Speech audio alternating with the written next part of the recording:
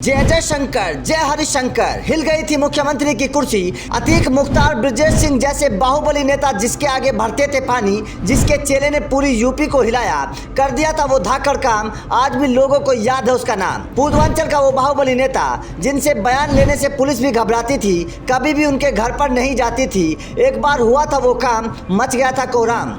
ब्राह्मणों का वो नेता, पूर्वांचल का वो बाहुबली, जिसका नाम सुनते ही मच गई थी खलबली। जब जेपी ने आंदोलन से देश की सत्ता को हिलाया, उस वक्त हरिशंकर ने वो काम करके दिखाया। जो भी नेता यूपी की सत्ता में आया, हरिशंकर तिवारी के आगे सर झुकाया। बुलेट और बैलेट दोनों पर धाक जमाई, सभी सरकारों में अपनी ताकत दिखाई। जो भी टकराया वो कभी बच नहीं पाया। जी हाँ, उत्तर प्रदेश देश के इस सबसे बड़े सूबे में दशकों से बाहुबली की तूती बोलती रही है। खासतौर पर पूर्वांचल में कई बाहुबली नेताओं ने जन्म लिया।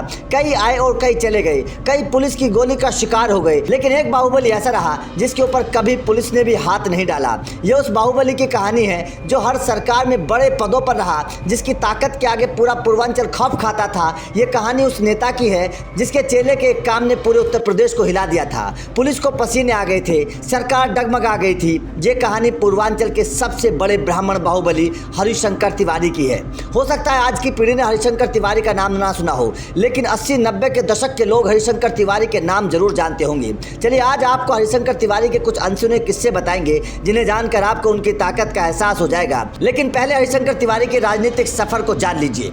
हरिशंकर तिवारी ने पहली बार अपने राजनीतिक करियर की शुरुआत साल 1985 में चिल्लूपाड़ सीट के विधानसभा चुनाव को जीतकर की। उस वक्त जेल में रहते हुए निर्दलीय उम्मीदवार के तौर पर हरिशंकर तिवारी ने क्षेत्र में अपना प्रभाव दिखाया था। इसी के साथ उस वक्त हरिशंकर तिवारी देश के पहले ऐसे विधायक बने थे जिन्होंने जेल में रहकर चुनाव जीता था। 1985 के बाद से लेकर 2007 तक उन्होंने लगातार 6 बार जीत दर्ज की। हरिशंकर तिवारी ने प्रदेश में ब्राह्मण नेता के तौर पर अपनी पहचान बनाई। प्रदेश की राजनीति में उनका कद ऐसा हो गया था कि हर बार हर सरकार में उनको जरूरत महसूस होने लगी थी। यही कारण रहा कि साल 1997 से 2007 तक 5 मुख्यमंत्रियों के कैबिनेट में उन्हें मौका दिया गया। प्रदेश के मुख्यमंत्री रहे कल्याण सिंह, राम प्रकाश गुप्ता, राजनाथ सिंह, मायावती और मुलायम सिंह यादव के नेतृत्व वाली सरकारों में हरिशंकर तिवारी लगातार कैबिनेट मंत्री रहे। राजनीतिक जीवन से अलग हरिशंकर तिवारी का बाहुबली वाला जीवन भी हमेशा चर्चा में रहा। बताया जाता है कि 1980 से 90 के दशक में पूर्वांचल से लेकर बिहार तक के थाने, चौकी, चौपाल, कोर्ट कचहरी तक में कहा जाता था कि जुर्म में संगीन का काफिया है,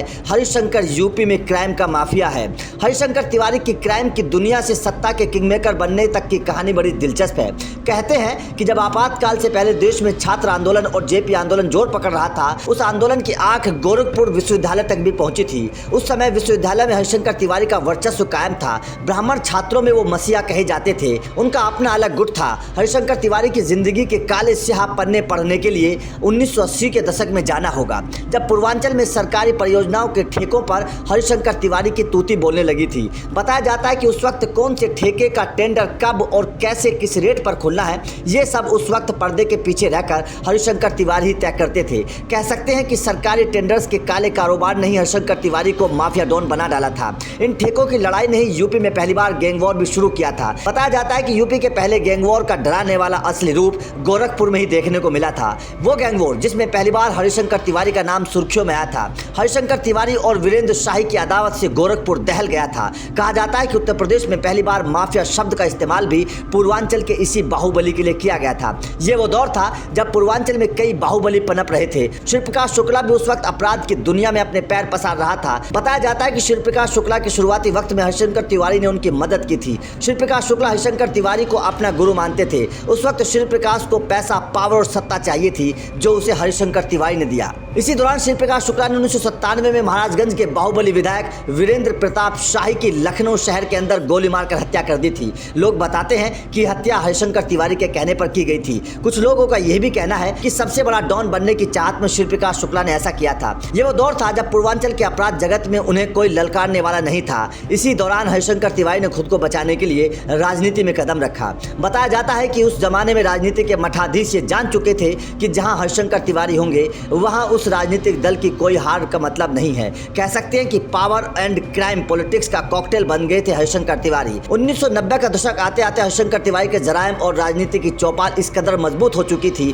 कि उन्हें अब किसी की जरूरत नहीं बची थी। नेता हो या फिर कोई बड़ा माफिया, सब खुद ही बिना बुलाए चलकर ही हरिशंकर तिवारी की चौपाल तक आने लगे थे। कहा जाता है कि राजनीति के अपराधीकरण की शुरुआत हरिशंकर तिवारी ने ही की थी। कहा तो यह भी जाता है कि हरिशंकर तिवारी ने अपना पांव जहां रखा वो जमीन उन्हीं की हो गई। जब तक हरिशंकर तिवारी जीवित रहे तब तक पूर्वांचल में न जाने अतीक, धनंजय, सुरेश ठाकुर, ब्रजेश सिंह जैसे कितने माफिया डॉन आए और चले गए, लेकिन हरिशंकर तिवारी के ऊपर कभी भी कोई छाप नहीं छोड़ पाया।